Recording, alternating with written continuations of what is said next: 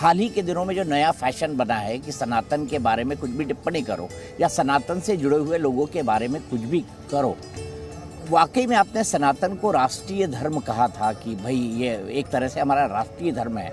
क्या सनातन जो है कैसे राष्ट्रीय धर्म है, ये आपसे संक्षेप में समझना चाहूँगा। और दूसरा, सनातन के ऊपर आरोप लगाना या उनके संत महात्माओं के ऊपर सवाल खड़े करना, क्या ये नया फैशन है लिबरल लोगों का?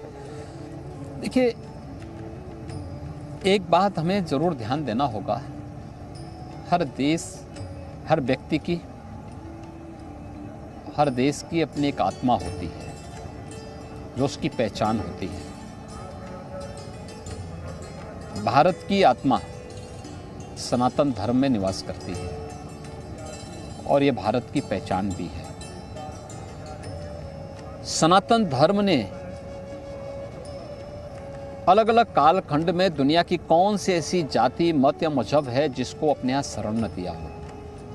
हर एक को संकट के समय अगर कोई एक धर्म उनके संरक्षण के लिए और उनके आश्रय के लिए खड़ा रहा तो सनातन धर्म रहा है। एक दूसरा, हमें जब धर्म की हम बात करते हैं तो धर्म मत, मजहब और संप्रदाय के बीच में भेद अवश्य में तो देखना होगा। धर्म एक व्यापक अवधारणा है, एक जीवन पद्धति है। मत, मजहब यह एक उपासना विधि मात्र है। इसे हम धारणात्मक व्यवस्था के साथ जोड़ के नहीं देख सकते।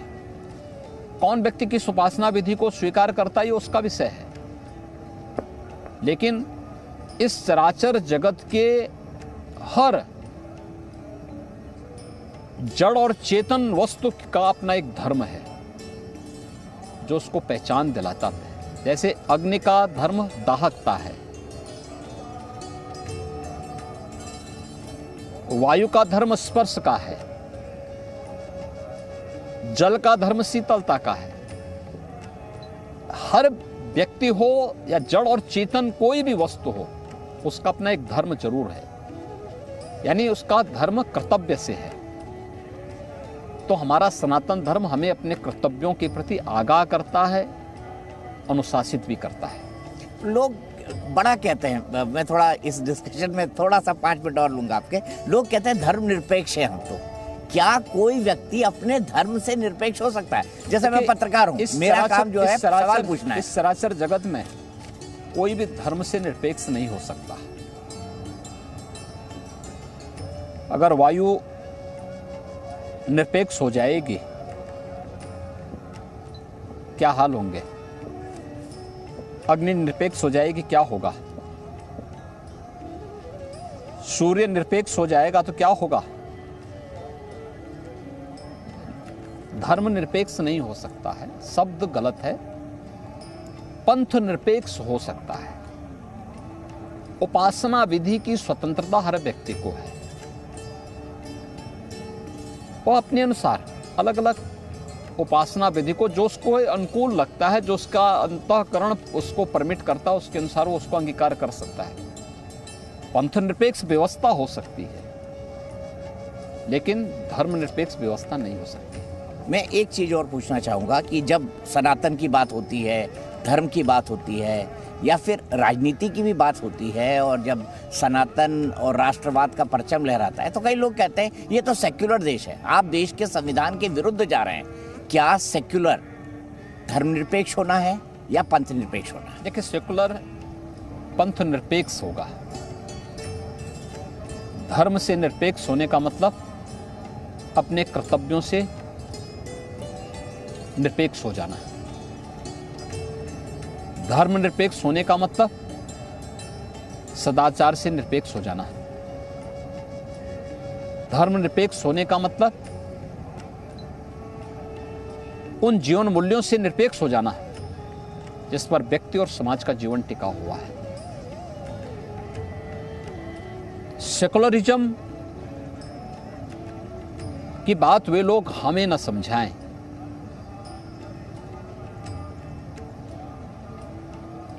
जो वास्तव में इसके मूल सिद्धांत पर स्वयं विश्वास नहीं करते। भारत से बड़ा सेकुलर कौन, जिसने दुनिया के मानवता के संरक्षण की बात भी की हो और उन्हें विपरीत परिस्थितियों में आश्रय भी दिया हो। भारत, जो बार बार इस बात को कहा जाता है ना, सेकुलर है ही इसलिए क्योंकि यहाँ पे सनातन धर्मावलंबियों की संख्या ज़्यादा है और हर सनातन धर्मावलंबी इस बात पे विश्वास करता है कि अयम निज परोवेति गणना लघु चेतसाम उदार चरिता नाम तो वसुधैव कुटुंबकम, यानी ये मेरा है, यह पराया है। यह तो संकुचित बुद्धि के लोग करते हैं। उदार चरित्र के लोगों के लिए तो पूरी दुनिया ही एक कुटुंब है और यह सनातन धर्म का सनातन उद्घोष है। तब भी अगर कोई उस पर आक्षेप करता है और उसे कॉम्युनल कहता है तो मुझे लगता है कि लोगों को स्वयं, जो लोग इस प्रकार का आक्षेप करते हैं, इस प्रकार का आरोप लगाते हैं, उन लोगों को अपने बुद्धि पर एक बार विचार करना चाहिए। एक बात मैं पूछना चाहता हूँ, जैसे ही कोई नया साधु संत आया है, उभरा, एक यंग संत हैं बहुत ज़्यादा बागेश्वर धाम के, वो लोगों के बारे में कुछ प्रिडिक्शंस करते हैं और वो कहते हैं मैं चमत्कार नहीं करता, मेरे ईष्ट की आराधना करता हूँ किसी की दुख के सुन के, और मेरे पास कुछ मतलब मेरे दादाजी से मुझे कुछ सिद्धि मिली हुई है, ये ट्रिक नहीं सिद्धि है। लेकिन लोगों ने उनके खिलाफ पूरा कैंपेन चला दिया। आप इसको कैसे देखते हैं? आपने भी इसके बारे में देखा या पढ़ा होगा। देखिए ये किसी पे थोपा तो नहीं जा रहा है। आपका विश्वास है, आप मानिए, आपका विश्वास है, नहीं मानिए। आपका धर्म में विश्वास है, आप मान भी सकते हैं, नहीं भी मान सकते हैं। ये हर व्यक्ति को कहीं कोई बात थोपी तो नहीं जा रही है।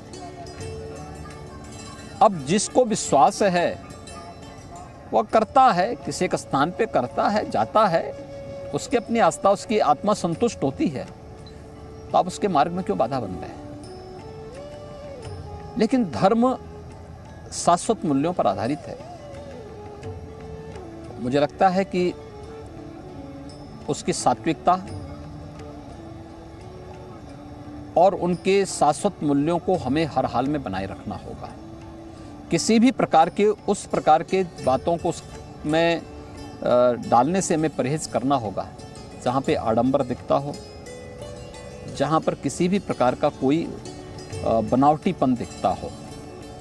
जो वास्तविकता है उसको भी पूरी शालीनता के साथ देश और दुनिया के सामने अगर हम रखें तो उसके परिणाम और बेहतर आ सकते हैं। एक बात मैं आपसे जानना चाहूँगा यहाँ पे, क्या आपको लगता है कि सनातनी कुछ ज़रूरत से ज़्यादा सहिष्णु है, इसीलिए हम पर हमले होते रहे इतने बड़े इतिहास के बाद, इसीलिए बार बार लोग आक्रमण करके किसी तरह से ये सच्चाई हो भी सकती है, लेकिन हम सनातन हैं इसीलिए क्योंकि हम सत्य के पक्षधर हैं। हम इसीलिए शाश्वत हैं भी, बड़ी से बड़ी चुनौती का सामना भी कर सकते हैं और उससे मुक्त होकर के फिर एक नई जीवन यात्रा में आगे बढ़ भी सकते हैं। जब भी आप ये सब बातें करते हैं, और आप चूंकि खुद एक महंत हैं, खुद योगी हैं, और आप इतनी बड़ी पीठ को रिप्रेजेंट करते हैं, लोग ये कहने लगते हैं योगी जी तो पोलराइजेशन कर रहे हैं, ध्रुवीकरण कर रहे हैं। देखिए, पोलराइजेशन नहीं है, यह वह सत्य है जो विश्व मानवता जिसके पीछे आज आ रही है। आखिर योग के पीछे विश्व मानवता भाग रही है ना। आज आयुर्वेद की पद्धति को कोरोना कालखंड में दुनिया ने स्वीकार किया ना, तो यही सनातन है।